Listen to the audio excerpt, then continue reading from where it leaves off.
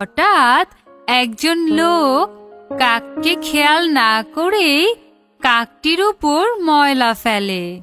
এতে কাকের গায়ের একটি পালক বিশ্রী হয়ে যায়। ইস, কি বিশ্রী হয়ে গেল পালকটা, কিছুতেই ময়লা সরছে না। আমি বরং পালকটা তুলে ফেলি, নয়তো বিশ্রী দেখাচ্ছে। কাক সেই ময়লা বিশ্রী পালকটা তুলে ফেলে। এই দৃশ্য দেখে দুইজন। একটি পাখি যাকে সবাই সত্যের পাখি হিসেবে চেনে, আর একটি বক। জঙ্গলের ভেতরে কতগুলো পিঁপড়া বসে বিশ্রাম করছিল। তোমরা কি শুনেছ সেই আশ্চর্য কথা?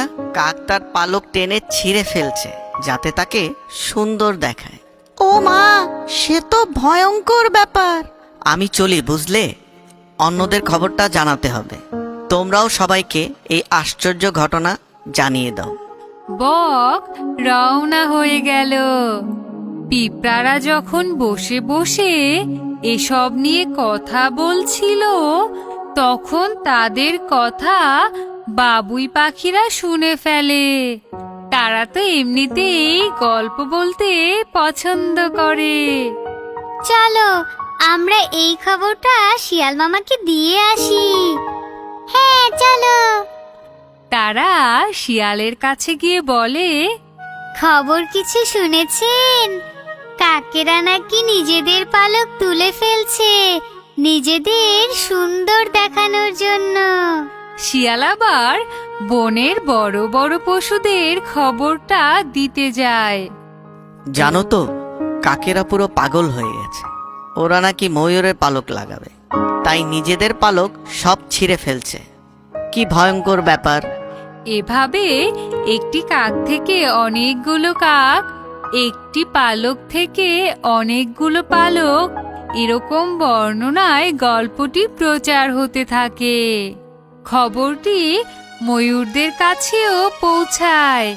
তারা খুব চিন্তায় পড়ে যায়। কাক ময়ূরের পালক লাগালে কাক আর ময়ূরের মধ্যে পার্থক্য থাকবে না। কি করা যায় বলো তো?